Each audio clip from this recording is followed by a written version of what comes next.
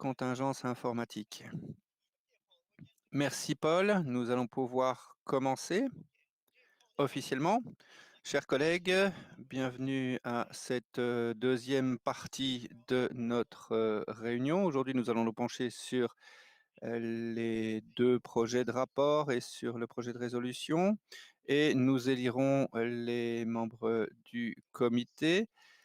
Pour répéter ce que Paul a dit hier, votre accès à tous les votes au cours des séances de la commission économie et sécurité s'appuie sur les informations transmises par votre secrétaire délégation au secrétariat de la NPA. Si vous avez le droit de vote lors de cette réunion, vous aurez reçu par email les informations dont vous avez besoin pour joindre la session. Si ce n'est pas le cas, je vous invite à rechercher la bonne adresse et à vous connecter en utilisant cette adresse. Si vous rencontrez des difficultés, merci de le signaler à la messagerie instantanée, à notre opérateur. Vous pouvez également contacter le personnel chargé du processus de vote à l'adresse suivante, vote@nato-pa.int. Merci beaucoup. Nous passons au point 13 de l'ordre du jour. Examen du projet de rapport général révisé, initiative La ceinture et la route de la soie, une évaluation stratégique et économique présentée par Christian Tebring-Guede qui va nous présenter son projet de rapport révisé à propos de la ceinture et de la route de la soie, la BRI en anglais. Christian va demander la parole, nous allons la lui donner et il pourra intervenir. Ça ne devrait prendre que quelques secondes. Voilà, vous avez la parole, Christiane. Merci à tous, merci Ivans, merci Paul. Chers collègues, comme vous le savez tous, l'initiative de la ceinture de la route de la soie de la Chine, les nouvelles routes de la soie, comme on les appelle, et qu'on désigne également sous l'acronyme BRI, est un programme d'investissement en infrastructure massif et la pierre angulaire des ambitions stratégiques de la Chine. Elle aspire à façonner le paysage géopolitique du XXIe siècle de manière que la communauté transatlantique ne veut pas ignorer.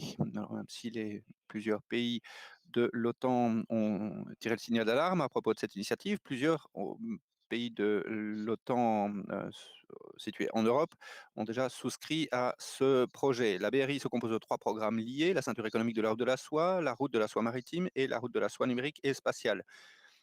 Dans le cadre de cette dernière, la Chine cherche à projeter son influence au-delà de ses frontières physiques, y compris dans le cyberespace et dans l'espace exo-atmosphérique.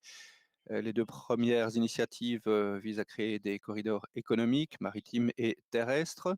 Le long de ces corridors économiques, Pékin envisage un réseau ambitieux d'oléoducs, d'autoroutes, de liaisons ferroviaires et portuaires. La Chine a signé toute une série d'accords de commerce et de transport, mis sur pied des zones économiques spéciales et facilite les contacts entre personnes. La Chine cherche à s'imposer à travers les technologies émergentes et de rupture, y compris l'informatique quantique et l'intelligence artificielle. L'aspiration de la Chine à la suprématie numérique suscite des inquiétudes à propos du transfert de technologies et de vol de propriété intellectuelle. Ces politiques renvoient aussi directement au programme d'espionnage de la Chine et à la surveillance à l'intérieur de son territoire. La Chine travaille à ouvrir de nouveaux marchés, à assurer l'expansion de ses exportations de biens et de services et à s'ériger du point de vue des devises en rival du dollar et de l'euro. Mais la Chine cherche également à élargir ses accès portuaires afin de renforcer ses capacités à projeter sa puissance maritime. Les objectifs commerciaux de la Chine ne sont inséparables de ses ambitions militaires. La BRI risque d'exposer les pays qui y participeront à une dépendance accrue financière, économique et stratégique envers la Chine. Les pays qui ont accepté les investissements de la part de la Chine paraissent moins enclins à critiquer la Chine sur ses infractions en matière de droits de l'homme à Hong Kong et dans le Xinjiang. Cela signifie aussi que ces pays sont désavantagés. En Europe, plusieurs observateurs sont troublés par le processus dit 17+1 que la Chine pilote. D'aucuns voient dans ce programme, dont l'Union européenne est exclue, une stratégie de division et de conquête qui pourrait saper la cohésion de l'Europe. Le Centre pour une nouvelle sécurité américaine, un groupe de réflexion basé à Washington, D.C., a identifié 7 risques spécifiques pour les pays qui participent à la BRI. Une érosion de leur souveraineté nationale, une baisse de la transparence, des charges financières non soutenables, un désengagement vis-à-vis des besoins économiques locaux, des risques géopolitiques accrus, un impact environnemental négatif et un risque d'aggravation de la corruption. Le rapport aborde les effets pervers des prêts que la Chine consent, de piège de la dette et de la corruption, les risques économiques étant assumés par les pays hôtes. Cela peut poser des problèmes financiers et politiques à long terme. Pékin propose des prêts non durables dans le cadre de la réalisation de projets d'infrastructure sur des marchés et économies émergents. Si les pays ne peuvent pas assurer le service de leur dette, la Chine pourrait imposer des concessions difficiles à avaler, y compris du point de vue de leurs implications géopolitiques. C'est une diplomatie du piège de la dette. Le FMI et la Banque mondiale ont appelé la Chine à rendre son système de prêts plus transparent. Les prêts au titre de la BRI pourraient également permettre à la Chine de faire pression sur les pays qui la critiquent en matière de politique étrangère, économique. La Chine cible les pays qui osent critiquer sa suspension des droits des citoyens de Hong Kong et de la population ouïghour dans l'ouest de la Chine. Ces politiques ont déclenché une réévaluation des relations avec la Chine en Europe en 2018. Pour la première fois, la Commission européenne a caractérisé la Chine a qualifié la Chine de rival systémique.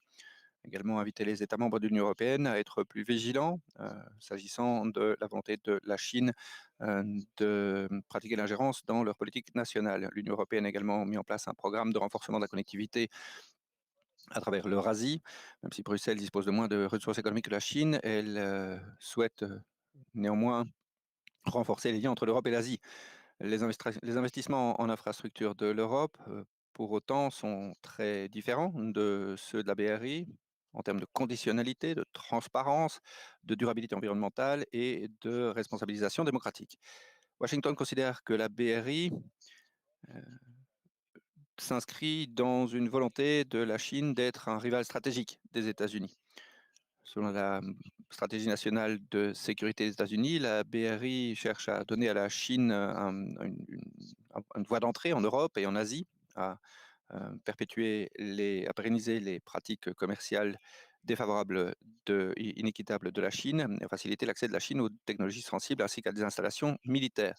Comme l'Union européenne, les États-Unis ont également répondu à la BRI à travers leur propre approche de connectivité et de commerce. Washington encourage les investisseurs privés américains à investir dans la région Indo-Pacifique. Sur le front militaire, les États-Unis se sont associés au Japon, à l'Australie et à l'Inde pour remettre en place ce que l'on appelle le forum Quad pour discuter des enjeux militaro-stratégiques dans le Pacifique. Alors, si des frictions subsistent à propos de la BRI, les gouvernements alliés continuent de discuter de ces questions et de nombreux membres de l'Union européenne, de l'OTAN, semblent vouloir s'aligner de plus en plus sur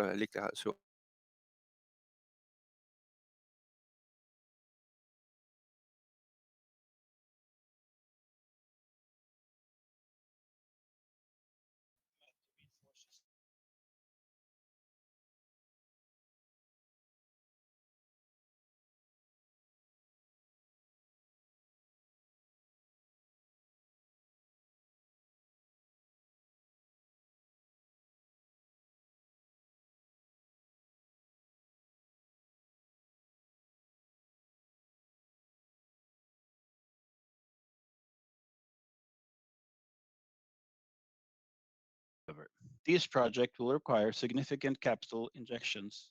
The financial burden and the geopolitical stakes may be greater for Europe than they are for the Ce projet va toutefois supposer de la part de l'Europe des investissements très différents de ceux que les États-Unis devraient consentir, étant donné leur position géographique. Les décideurs européens devront encourager les pays qui relient ces deux continents à adopter des approches de financement de projets plus strictes parce que c'est plus durable que les offres opaques de Pékin.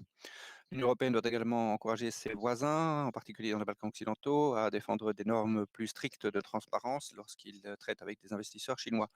Enfin, il convient de noter que lors du sommet de l'OTAN de décembre 2019, les leaders alliés, les dirigeants alliés, ont reconnu la nécessité d'une réponse commune face aux enjeux que pose la Chine. L'OTAN va accorder à la Chine davantage d'attention à l'avenir et pointera les nombreux enjeux de sécurité que pose Pékin dans sa revue stratégique prochaine. Merci beaucoup pour votre attention bienveillante. J'attends vos commentaires avant que nous votions ce rapport. Merci beaucoup, Christiane, pour cet excellent rapport. Y a-t-il des commentaires? Je vais les collecter et je demanderai ensuite au rapporteur de réagir. Si vous souhaitez poser une question, je vous invite à demander la parole en cliquant sur l'icône à droite de votre écran. Je ne vois pas de demande à ce stade, Monsieur le Président. S'il n'y en a pas, nous allons pouvoir voter le rapport. Je vais inviter le secrétariat à lancer le vote. Vous avez 1 minute pour voter.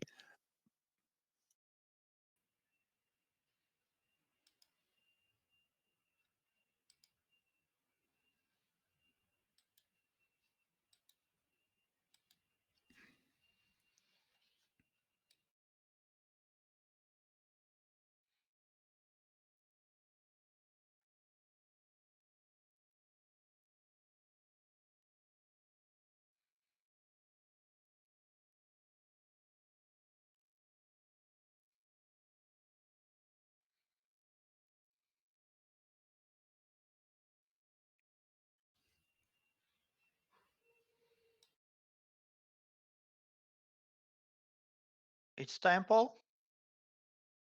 Yes. Je pense que la minute est passée. Il reste 10 secondes. Si vous n'avez pas encore voté, c'est le moment, c'est l'instant.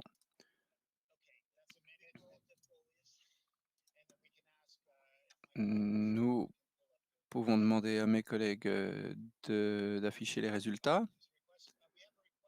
Nous avons une demande d'intervention de la part de Mevlut Karakaya. Merci, bonjour à tous.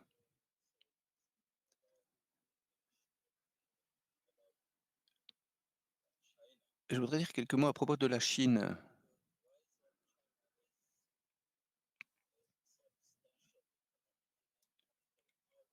La montée en puissance économique et politique de la Chine est une préoccupation pour nous tous.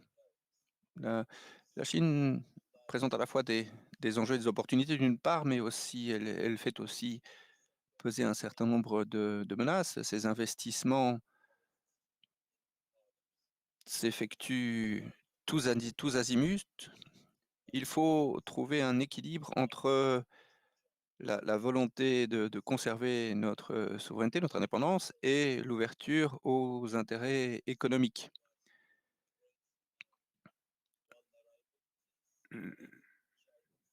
L'Alliance doit être parfaitement consciente des opportunités et des menaces que la Chine peut poser et nous devons continuer de dialoguer avec la Chine parce qu'elle peut être un acteur de paix et de stabilité et qu'il faut continuer à dialoguer avec elle pour l'inciter à être elle aussi un facteur de stabilité et de paix au sein de la communauté internationale.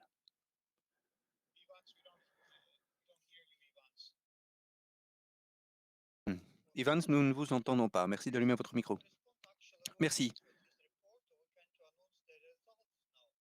Christiane, est-ce que vous souhaitez réagir à l'intervention de notre collègue turc ou bien est-ce que nous pouvons annoncer les résultats du vote? Merci. Le rapport, je pense en tout cas, aborde les thématiques que notre collègue turc vient de soulever. Il est clair que les pratiques de la Chine dans un certain nombre de domaines sont très différentes de celles de la sphère occidentale et qu'il faut veiller à défendre les valeurs occidentales, entre autres les valeurs de droits humains. Il est très important que les pays du monde occidental utilisent ces valeurs pour juger les activités de la Chine. Merci beaucoup. Merci Christiane. Nous pouvons, je pense, annoncer les résultats du vote. Vote for and nobody no abstention. 16 votes en faveur, pas d'abstention, pas de vote contre. Le rapport est approuvé. Félicitations Christian. Nous passons maintenant au point 14 à l'ordre du jour. Nous allons maintenant prendre en compte le projet révisé de rapport spécial. Notre rapporteur a présenté ce rapport à toutes les commissions lors de la réunion spéciale COVID-19 qui avait eu lieu mercredi.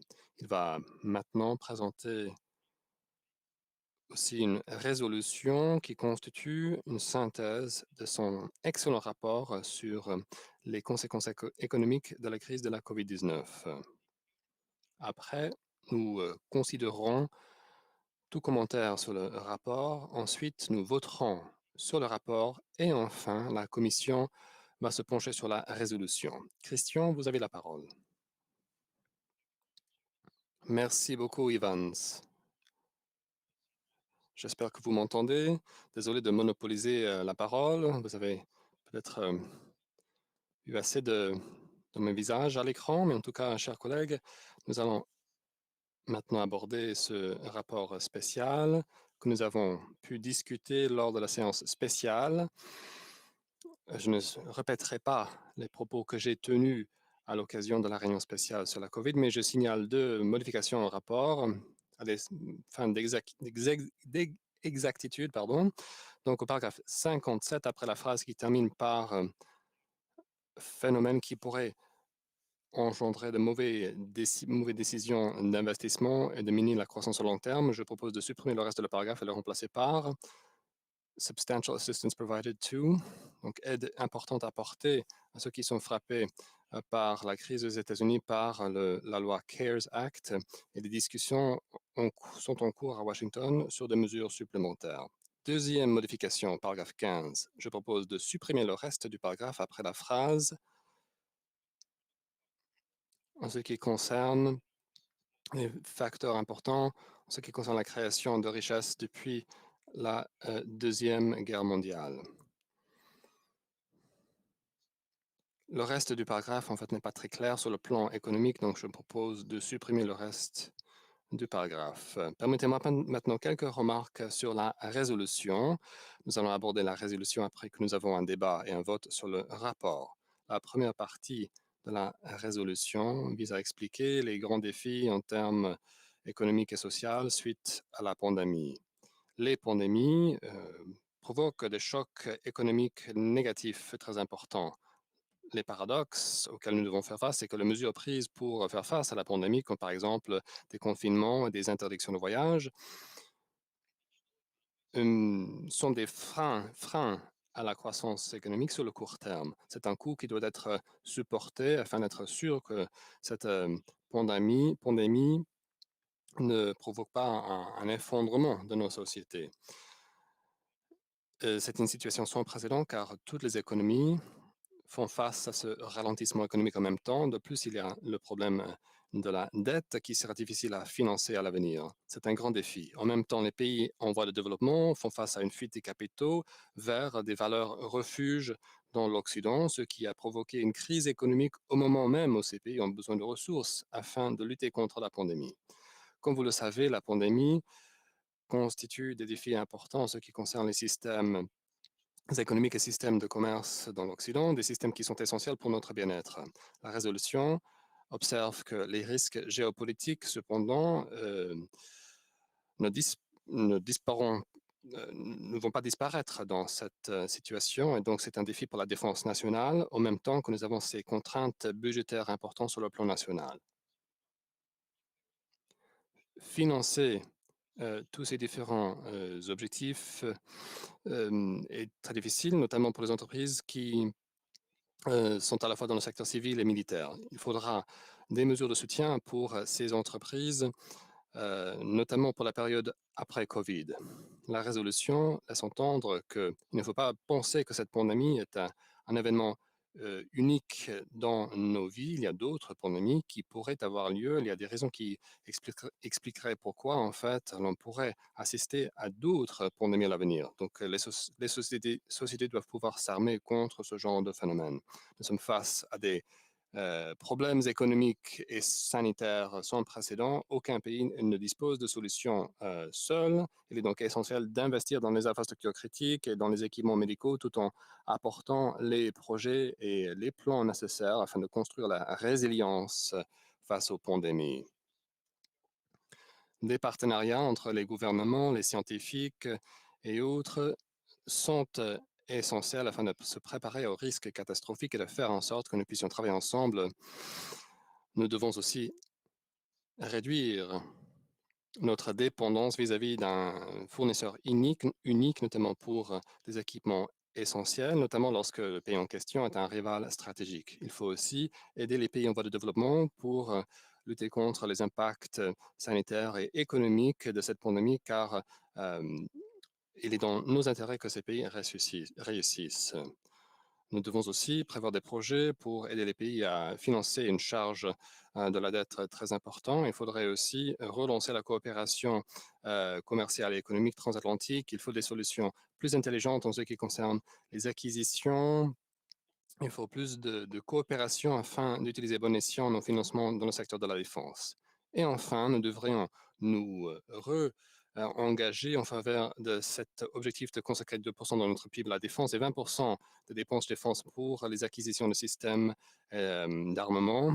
C'est essentiel pour que les alliés puissent se défendre contre les menaces géopolitiques, menaces qui ne seront que exacerbées par cette pandémie. Merci de votre attention. Après le vote sur le rapport, et avant le vote, je suis à l'écoute de vos commentaires et de vos remarques.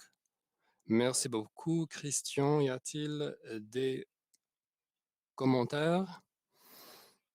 Philippe Folliot, de la France. Philippe. Bonjour Yvan, Monsieur le Président. Bonjour Christian. Tout d'abord, félicitations pour la qualité des deux rapports que tu nous as présentés. Je voudrais juste que tu puisses nous dire quel est ton sentiment sur la problématique des conséquences donc, économiques. Tu as parlé à la fin de ton intervention des 2%, mais en fait, nous risquons d'avoir un certain nombre de pays membres de l'Alliance qui atteignent cette barre des 2%, mais j'allais dire en trompe-l'œil, si vous me permettez l'expression, au regard du fait que, compte tenu de la baisse du PIB, en gardant un niveau de dépenses en matière de défense identique, la part qui concerne la défense donc, va augmenter, si vous me permettez l'expression un petit peu, artificiellement. Et donc, je voudrais avoir ton sentiment par rapport à cela et savoir finalement combien cela concerne-t-il de pays et est-ce qu'il y a eu une prise de conscience par rapport à ces enjeux et à ces difficultés, à ces conséquences indirectes donc de la pandémie qui voilà, peuvent nous donner un effet d'affichage qui soit tout à fait intéressant par rapport à l'objectif des 2%, mais qui en fait ne traduira pas une augmentation des dépenses de défense des pays membres de l'Alliance.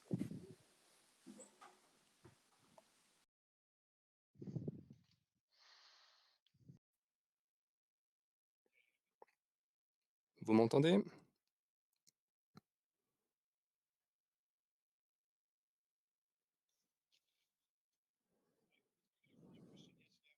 Oui, Christian, nous vous entendons. Merci beaucoup de cette excellente question. Effectivement, c'est un défi. À chaque fois qu'il y a un budget avec des objectifs en termes de pourcentage, c'est toujours la conséquence. S'il y a un ralentissement de la croissance, une décroissance du PIB, donc les quantités en termes absolus sont moindres. Le PIB se trouve réduit, mais les pourcentages de certaines catégories au sein de cette PIB réduite est plus élevé. Mais en tout cas, les dollars et les euros, quel que soit le pourcentage, l'important c'est de pouvoir financer quelque chose. La plupart des pays font des plans de dépenses de défense sur le long terme. Il y a donc des investissements pluriannuels. Il faut financer ces programmes, quel que soit le pourcentage par rapport au PIB. Donc, en fin de compte, les pays vont devoir consacrer plus que 2% du PIB si les pays souhaitent vraiment se doter des systèmes qu'ils souhaitent acquérir et ainsi accroître leur capacité de défense. 2% reste 2%, mais c'est vrai que dans les faits, il faut dépenser plus afin de financer les engagements que ces pays ont pris. Merci Christian. Effectivement, l'effort de défense sera le sujet d'un rapport à venir. Je pense que je n'ai pas d'autres demandes de parole. Monsieur le rapporteur, nous pouvons maintenant passer au vote sur le rapport tel qu'amendé. Les membres peuvent cliquer sur l'onglet Polls à droite de l'écran. Vous pouvez ensuite voter pour ou contre le rapport. Vous pouvez aussi cliquer sur S'abstenir. Vous disposez d'1 minute pour le vote. Nous passons maintenant au vote. Je vais demander à mes collègues d'afficher la minuterie. Vous m'entendez, Paul? Demande Christian. Il y a un amendement proposé par la Turquie. Ça, c'est pour la résolution et pas pour le rapport. Nous passons maintenant au vote.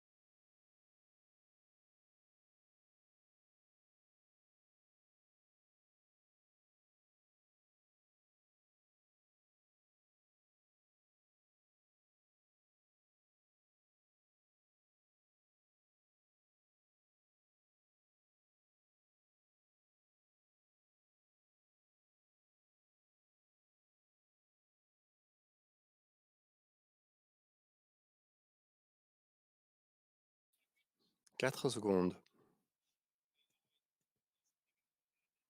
Oui, maintenant 1 minute est passée. Au départ, il nous a fallu 1 minute pour que les membres puissent voter, mais tout le monde commence à s'habituer au système. Cela se fait plus rapidement maintenant. Puis-je demander à mes collègues d'afficher les résultats à l'écran? 16 votes pour, pas de vote contre, pas d'abstention. Le rapport est approuvé. Félicitations, Christian. Nous allons maintenant nous pencher sur l'amendement au projet de résolution Résilience économique et pandémie. Tout d'abord, je souhaite remercier le rapporteur pour son excellent projet de résolution. Vous trouverez le tableau des amendements sous l'onglet Documents à droite de votre écran. Je vais demander à James Davis, secrétaire de la commission, de se joindre à nous. Il va nous aider à gérer le vote sur la plateforme Kudo. Merci d'être parmi nous, James.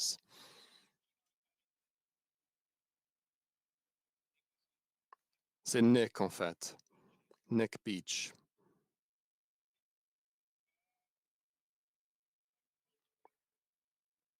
Nick, votre microphone.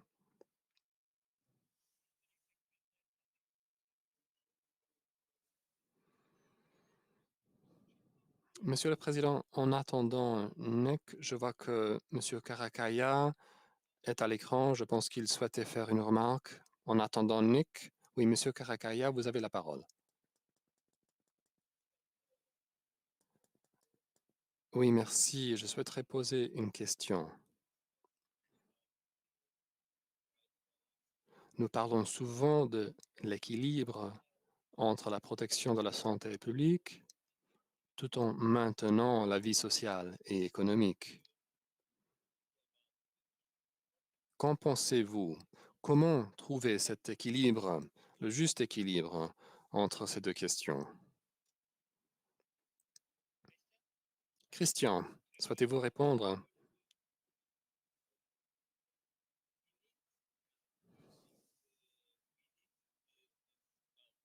Tout d'abord, pensez-vous que... Comment trouver cet équilibre? Faut-il privilégier un côté ou l'autre? Faut-il trouver un équilibre entre la santé publique, les soins de santé d'un côté et la vie économique de l'autre? C'est-à-dire le fait de maintenir la vie économique et sociale. Comment y parvenir? Qu'en pensez-vous? Vous posez la question essentielle, me semble-t-il, la question à $1 million. C'est le dilemme qui se pose pour tous les pays. Comment trouver cet équilibre?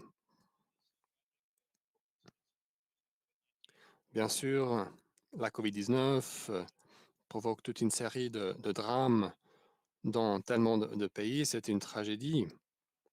Mais ce serait tragique aussi si l'on assisterait à un effondrement de l'économie mondiale. Il est très difficile de savoir si l'on peut privilégier l'économie aux dépens de la vie humaine ou inversement. Je ne suis pas expert dans ces questions, donc je vais m'abstenir de faire un commentaire, car si je fais un commentaire de travers, cela risque d'être assez terrible, donc je vais m'en tenir là. Merci beaucoup, Christian. Nick, vous avez la parole pour les amendements. Nick, votre microphone n'est pas activé.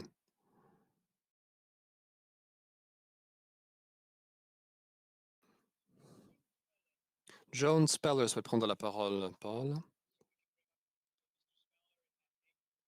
Donc, nous donnons la parole à Monsieur Speller et entre-temps, nous essayons de régler le problème du microphone de Mick. John Speller, vous avez la parole.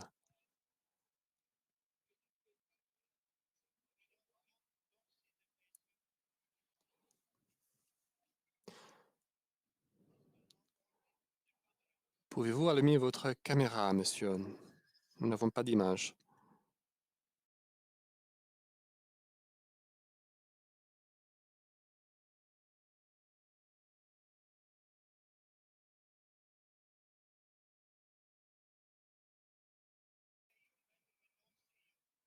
Nous ne pouvons pas vous voir.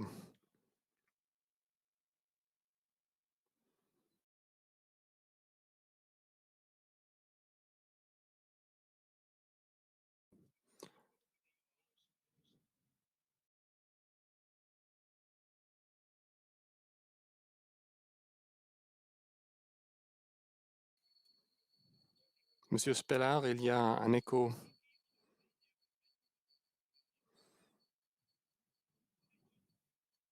Nick, si vous êtes prêt, nous pouvons vous donner la parole.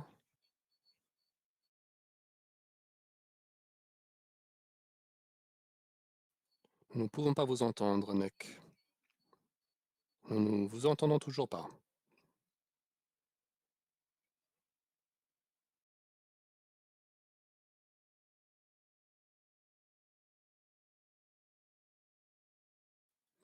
Commentaire inaudible pour l'interprète. La qualité du son est malheureusement insuffisante pour l'interprète.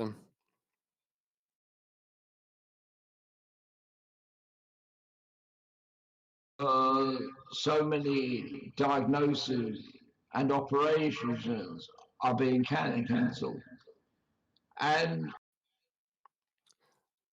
Malheureusement, la qualité du son de Monsieur Speller ne permet pas à l'interprète de bien entendre son propos. L'interprète ne pourra pas donc le rendre en français. evaluations actually puts a value on additional years of active life. And that's how they evaluate between different therapies and medicines. And therefore, there is a formula for undertaking them. And I realize in the current crisis that is difficult for administrations to make, but it may well be necessary because the costs, not just in physical, but also in mental health, long term, are dramatic. And a number of us have been arguing in the UK for moving from risk avoidance to evidence-based risk management. Thank you. Christian, do you want to respond? Christian, souhaitez-vous répondre? Non, non, tout à fait d'accord. Tous nos pays effectuent cette analyse des risques quotidiennement. Et la tragédie humaine, la tragédie économique sont toutes les deux extrêmement sérieuses.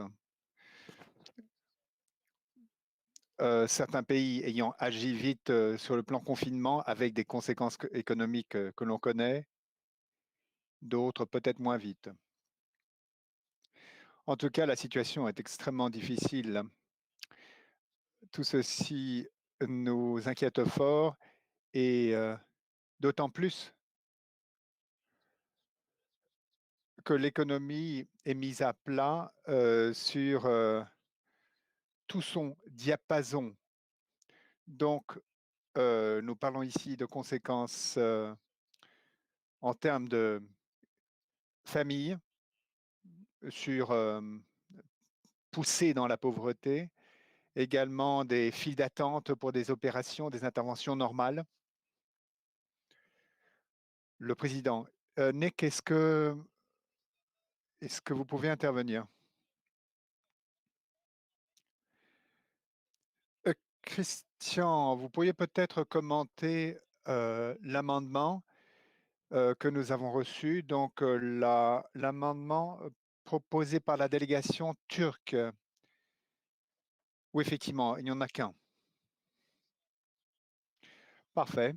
Oui. Nous avons donc un amendement proposé par la Turquie et je suis favorable. C'est exactement ce dont nous parlions. Après le paragraphe 3, il est proposé d'insérer un nouveau paragraphe qui se lit comme suit. Consciente que les dites mesures doivent viser un juste équilibre entre la protection de la santé publique et le maintien d'une vie économique et sociale. Je pense que ceci reprend exactement la teneur des interventions. Merci Christian. Je propose que pour gagner du temps, je propose que nous votions l'amendement et si quelqu'un veut, à moins que quelqu'un ne veuille un vote séparé sur l'un des paragraphes, nous votions la résolution en bloc. Y a-t-il des commentaires? Non? Très bien. Eh bien, nous allons donc nous pencher sur la résolution. Pardon. Paul prend la parole. Vous avez donc demandé, donc le rapporteur est favorable à l'amendement, n'est-ce pas? Effectivement. Très bien, donc passez sur la case vote ou sondage sur l'amendement reçu de la délégation turque. Donc, nous allons voter en même temps plutôt l'amendement et la résolution, n'est-ce pas? Très bien. Donc, un seul vote, une seule mise aux voix, et ce sera pour la résolution modifiée par l'amendement.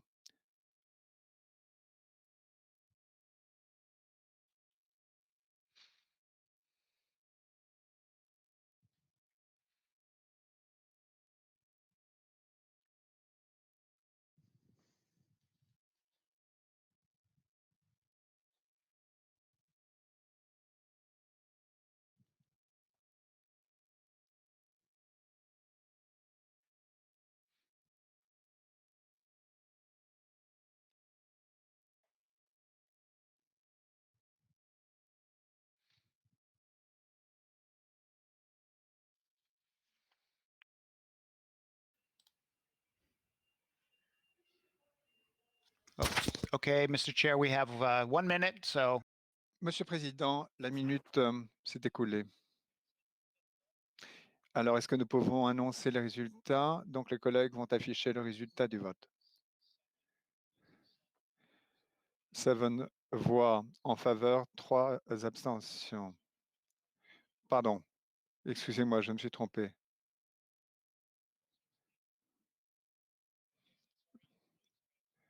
Excusez-moi, je me suis trompé d'écran. 19 favorables, aucune abstention, aucune voix contraire. Très bien. Ah non, donc ça c'était pour l'amendement. Maintenant, la résolution. Très bien. Donc le deuxième vote, c'est la résolution ainsi modifiée. Encore un vote, donc un deuxième vote.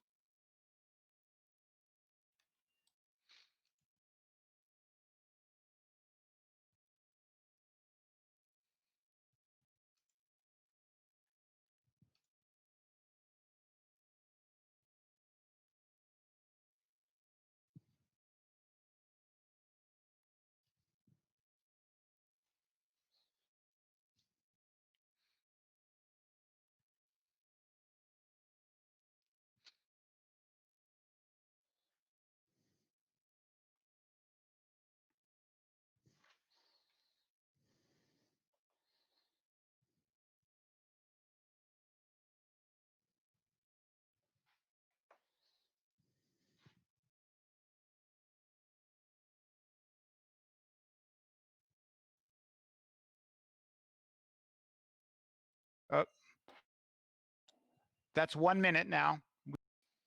Voilà. Nous pouvons clore le vote. Evans, nous ne vous entendons pas. Très bien. Alors, est-ce que nous pouvons avoir les résultats? Pour l'instant, on ne voit pas de résultat du vote. Malheureusement, je ne l'ai pas.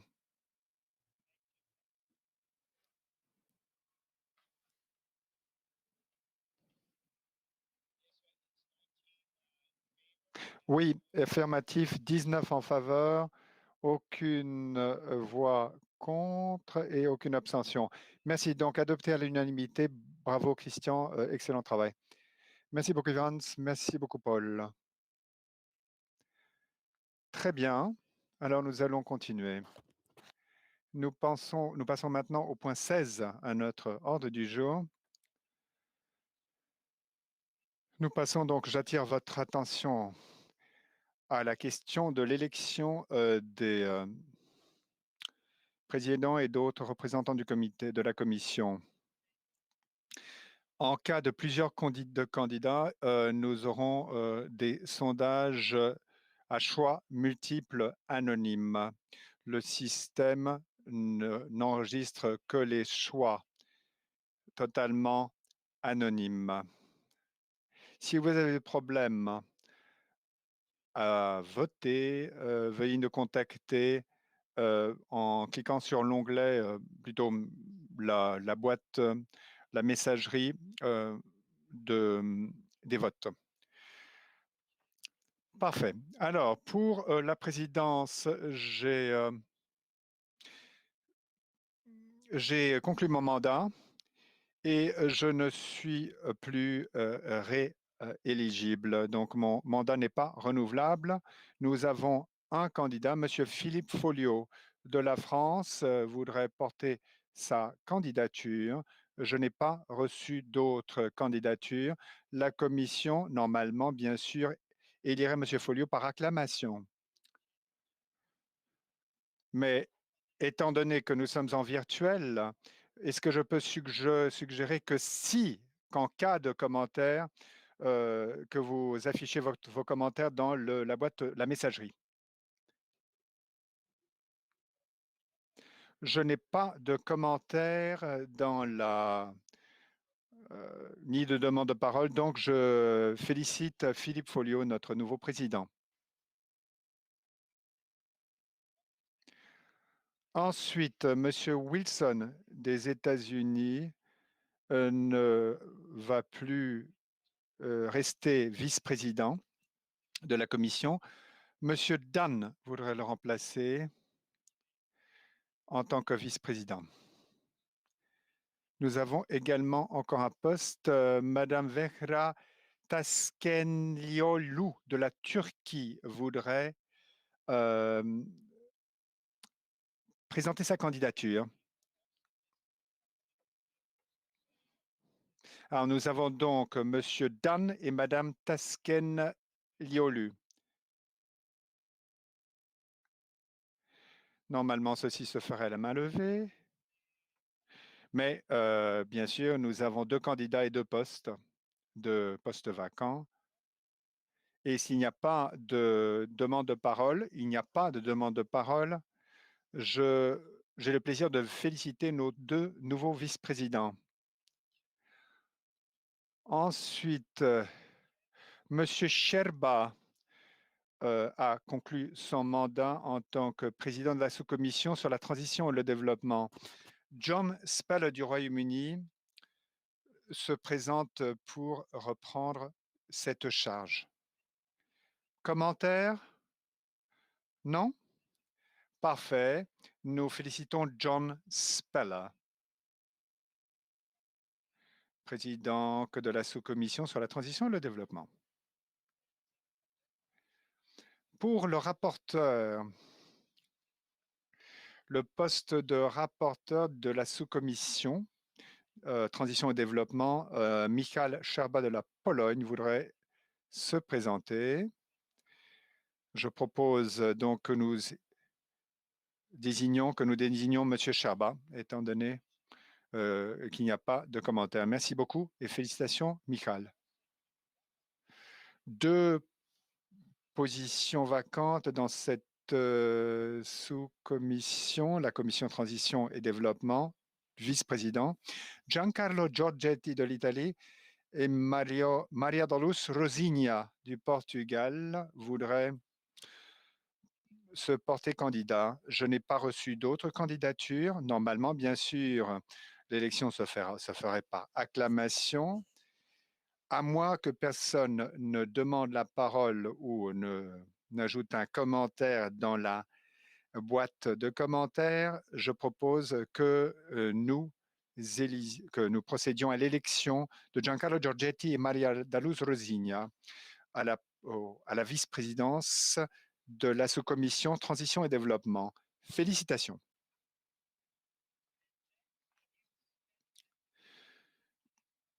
James O'Neill, est-ce que vous voulez prendre la parole pour la prochaine, pour le prochain poste? Nick, OK? Nick, the floor is yours. Ou plutôt Nick Beach.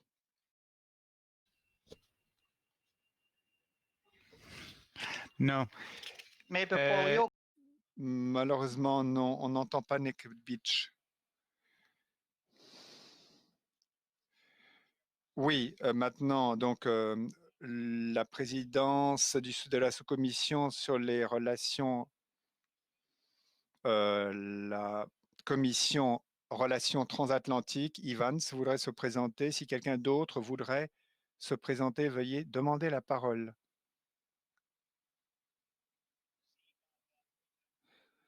Donc, présidence sous-commission relations économiques transatlantiques.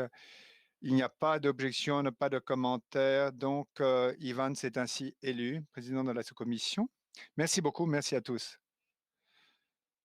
Comme vous le savez, donc, prochain point, le sénateur Bockel a quitté le Sénat et donc son poste en tant que rapporteur de la sous-commission ESCTER est vacant. Faik Ostrak veut bien le remplacer. Est-ce que, si quelqu'un avait des commentaires, veuillez les faire. Sinon, la candidature de M. Ostrak est unanimement acceptée. Très bien. Félicitations, M. Ostrak. Vous êtes donc rapporteur. Ensuite, Harriet Baldwin voudrait remplacer John Speller en tant que vice-présidente de l'ESCTER. Donc, Madame Baldwin, unique candidate, à moins qu'il n'y ait de demande de parole ou de commentaires dans l'onglet messagerie. Nous allons donc élire Madame Baldwin en tant que vice-présidente de l'ESC-TD. Merci, bravo. Nous avons maintenant de postes vacants de membres de cette commission en tant que membre suppléant du Conseil interparlementaire OTAN-Ukraine. Ivan Klementiev et Nicole Durand. Effectivement. Y a-t-il d'autres candidats ou candidates? Sinon, nous pouvons supposer que c'est un vote unanime. Nous n'avons pas de demande de parole. Donc, félicitations, Nicole Duraton.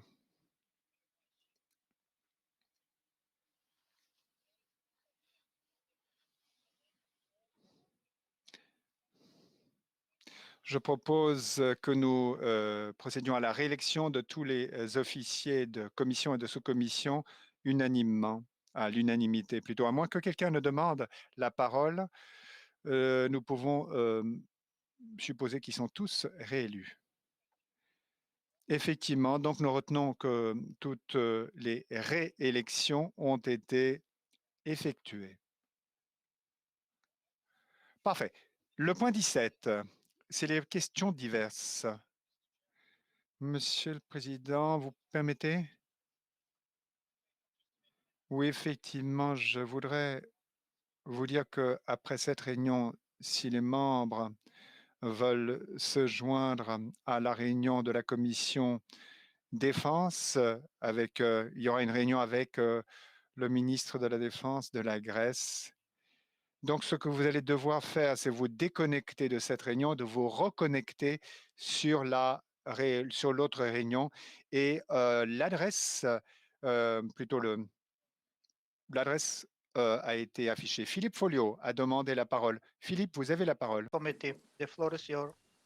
Oui, merci, Monsieur le Président, cher Evans. Je voulais tout d'abord remercier l'ensemble des membres de la Commission pour leur confiance. Mais je voudrais rendre un hommage très appuyé à Evans pour son travail tout à fait remarquable qu'il a fait au sein de cette Commission. Je pense que tout le monde le sait, mais peut-être pas les nouveaux membres. Mais Evans est un sportif de haut niveau, un ancien champion olympique, plusieurs fois champion du monde, vice-champion olympique. Vous allez perdre au change à ce niveau-là, puisque je ne suis qu'un modeste international de rugby parlementaire. Mais j'aurai plaisir, et c'est un grand honneur, Evans, de prendre ta succession. Tu restes quand même parmi nous en tant que président de la sous-commission et je suis sûr que nous allons bien travailler ensemble et je dirais un petit bonjour de ta part à Olivier. Voilà. Merci Evans, je le dis en mon nom personnel, mais au nom de tout le monde pour la qualité de ton travail et j'essayerai d'être à la hauteur. Je sais que ça ne sera pas facile, mais on essaiera de faire le maximum pour être dans le droit fil du travail, je veux dire, particulièrement important et dynamique que tu as su impulser dans cette commission. Et puis, je voulais en profiter aussi pour rendre un hommage particulier à Jean-Marie Bockel, qui je succède poste pour poste, qui a été quand même quelqu'un de particulièrement actif au sein donc de notre commission et de l'Assemblée parlementaire de l'OTAN. Donc chacune et chacun en mémoire qu'il a été personnellement touché, j'allais dire, par le décès de son fils l'an passé, qui avait été tué dans le cadre d'une opération extérieure.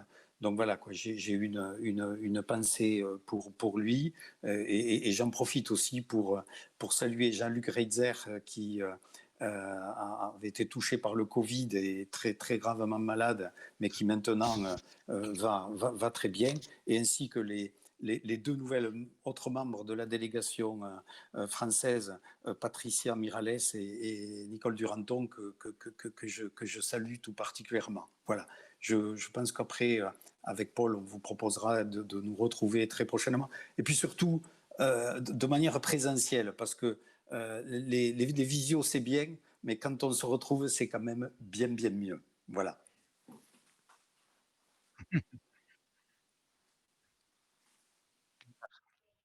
Danke, Philippe. Merci Philippe de vos très aimables propos et merci de vos salutations de la délégation française. Et nous sommes tous là pour s'entraider. Nous sommes une équipe. J'ai encore un candidat qui voudrait s'exprimer. Une candidate plutôt, Madame Zehra de la Turquie, voudrait prendre la parole. Je vous donne la parole. I would like to thank to all of you. Je tiens à vous remercier tous d'avoir soutenu ma candidature à la vice-présidence de cette commission. Je suis membre de la NPR depuis 2016. J'ai énormément appris et je ferai bien entendu de mon mieux et j'espère en apprendre beaucoup en votre compagnie. Micro Ivan, s'il vous plaît. Merci Zehra et bienvenue au sommet de notre commission. La date et le lieu de notre prochaine réunion. Eh bien, notre commission participera à la réunion parlementaire annuelle de l'OCDE la semaine du 9 février 2021. Vu la situation actuelle, cette réunion devra se tenir en ligne, au format virtuel. Et à présent, mes dernières remarques de clôture. Ceci conclut la réunion de la commission économique et de sécurité. Je tiens à remercier tous les membres pour leur participation constructive et très réfléchie. Aujourd'hui, je tiens tout particulièrement à remercier nos interprètes qui ont fait un excellent travail pour nous permettre de communiquer efficacement. Et enfin, mes remerciements à Paul Cook, à Anne-Laure Bleus, à James Davis et à Nick Beach, à Valérie Geoffroy, à Anna-Laura Panizza et à Séraphine Dinkel qui n'ont pas ménagé leurs efforts pour faciliter cette réunion. Et je tiens à vous remercier personnellement, toute l'équipe. Ces dernières années ont été une excellente expérience pour moi. Je serai ravi de continuer de travailler avec vous. Je lève à présent la séance annuelle de la Commission des affaires économiques et de sécurité de l'Assemblée parlementaire de l'OTAN. Merci beaucoup, merci Paul, et merci pour votre excellent travail. Nous nous revoyons très prochainement.